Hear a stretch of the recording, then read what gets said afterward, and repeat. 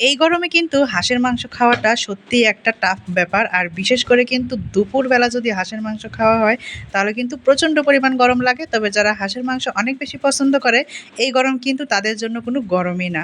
তো আজকে কি করলাম সারাদিন মা ছেলে মিলে আর কি রান্না করলাম সব কিছুই কিন্তু শেয়ার করব আপনাদের সাথে।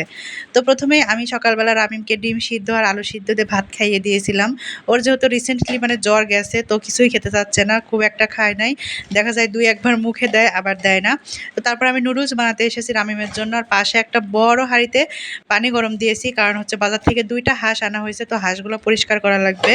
আর এই যে নুডলসটা কিন্তু সিদ্ধ বসিয়ে দিয়েছি, রামিম বলতেছিল নুডলস খাবে। আর এই নুডলসটা রান্না করার পর কিন্তু ও জাস্ট ২ থেকে ১ বার মুখে দিছে, আর খায় নাই।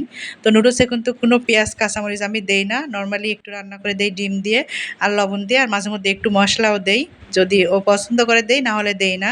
আর এদিক থেকে কিন্তু আন্টি এখন হাঁস পরিষ্কার করবেন। তো যেহেতু ২টা হাঁস, আর হাঁস পরিষ্কার করতে কিন্তু অনেক টাইম লাগে, তো আমি আন্টিকে একটু হেল্প করতেছিলাম। ২জন মিলেই কিন্তু হাঁসটা পরিষ্কার করছি। তবে আন্টি কিন্তু বেশি করছেন, কারণ আমি খুব বেশি একটা পারি না এসব কাজ। তো গরম পানি দিয়ে এই হাঁসগুলোকে অনেকক্ষণ ভিজিয়ে রাখা হয়েছিল। শীতকালে কিন্তু হাঁসের মাংস খাওয়া বাঙালির একটা নেশা, কিন্তু গরমকালেও যারা হাঁসের মাংস খায় তারা কিন্তু প্রকৃতপক্ষে হাঁসের মাংস প্রেমিক। আর আমি কিন্তু এই ফাঁকে চুলায় একটা কেক বসিয়ে দিয়েছি, কারণ আজকে আমার কেকের অর্ডার আছে। তো যাই হোক, এই যে পানি দিয়ে কিন্তু গরম পানিতে হাঁসগুলো ভেজানো হচ্ছে, আর তারপর ২জন মিলে পরিষ্কার করেছি, তার ভিডিও করা হয় নাই। তারপরে আন্টি সুন্দর করে হাঁসগুলোকে পুড়িয়ে তারপরে হাঁসগুলো কেটে দিচ্ছে। আর সেই সুযোগে আমি একটু পেঁয়াজ রসুন কাঁচামরিচ এগুলো কেটে নিয়েছিলাম, যেহেতু হাঁস পরিষ্কার করতে অনেক বেশি টাইম লাগে, তো রান্না করতে দেরি হয়ে যাবে। তো হাঁসগুলো পরিষ্কার করে ধুয়ে দিয়েছে আন্টি। তারপর আমি এই যে পেঁয়াজ রসুন আর আদা বাটা দিয়ে দিলাম। পরিমাণে বেশি দেখাচ্ছে, কারণ ব্লেন্ড করার সময় অনেকটাই পানি দিয়েছিলাম আমি। আর তারপরে কিন্তু এক এক করে সব মশলা দেবো। হাঁসের মাংসে কিন্তু মশলাটা একটু বেশিই লাগে।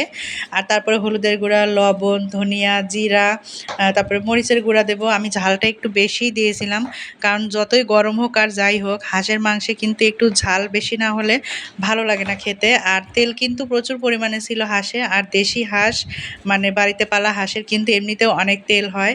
আর তারপরে কিছু আস্ত মশলা আমি দিয়ে দিচ্ছি, আর তারপর তেলও দিয়ে দেবো। তো প্রথমে আমি ভেবেছিলাম যে আজকে সরিষার তেল দিয়ে রান্না করব, তারপরে সরিষার তেলের বোতল হাতে নিয়ে দেখলাম যে একটু কম পরিমাণে আছে, তাই জন্য আর দিলাম না। তারপরে হচ্ছে সয়াবিন তেলটাই দিয়েছিলাম। আর মরিচের গুঁড়া কিন্তু আমি অনেকটা দিয়েছি, দেখেই কিন্তু বোঝা যাচ্ছে। আর তারপরে হাত দিয়ে ভালোভাবে মেখে নেব। আমি কিন্তু বেশিরভাগ মাংস, গরুর মাংস হোক কিংবা মুরগির মাংস কিংবা হাঁসের মাংস যেটাই হোক না কেন, আমি কিন্তু বেশিরভাগ সময় এভাবে হাতে মেখেই রান্না করি, আর সেটাই আমার কাছে বেশি ভালো লাগে। তারপরে ঢেকে রেখে দিলাম, আর এক্সট্রা কিন্তু কোনো পানি দেব না। এই মাংস থেকে যে পানি বের হবে সেটা দিয়েই কিন্তু মাংসটা আমি সিদ্ধ করে নেব। আর হাঁস কিন্তু অনেক সময় দেখা যায় অনেক শক্ত হয়, কিন্তু এই হাঁসগুলো কিন্তু খুব একটা শক্ত ছিল না, বেশ অনেকটা নরমই ছিল। তো তারপরে আমি একটুখানি লবণও দিয়ে দিয়েছি, কারণ আমার মনে হচ্ছে লবণ কম হবে। তো মাংসটা কিন্তু মোটামুটি অনেকটাই পানি বের হয়েছে, আর কষানোও প্রায় হয়ে গেছে।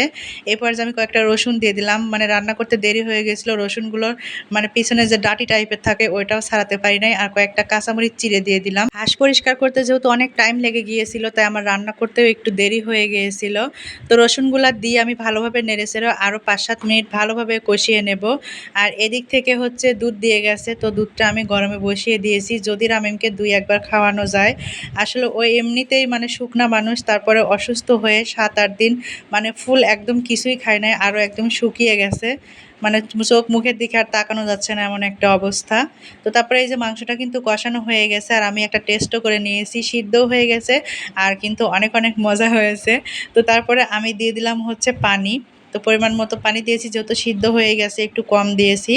তারপরে ভালোভাবে কিন্তু ফুটিয়ে নিয়েছি, আর দিয়ে দিলাম লাস্টে হচ্ছে ভাজা গরম মশলা গুঁড়া।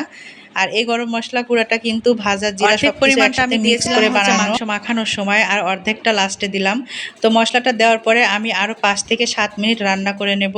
খুব বেশি একদম মানে কালাভুনা টাইপেরও হয়ে যাবে না, যেটা গতকাল হয়েছিল, আবার কিন্তু খুব বেশি ঝোলও থাকবে না, এমন একটা রান্না হবে। আমি কিন্তু আপনাদেরকে দেখিয়েই দেব। আর হাঁসের মাংস কিন্তু এমনিতেই অনেক মজার একটা জিনিস। আর আমার মাংসটা কিন্তু রান্না হয়েও গেছে।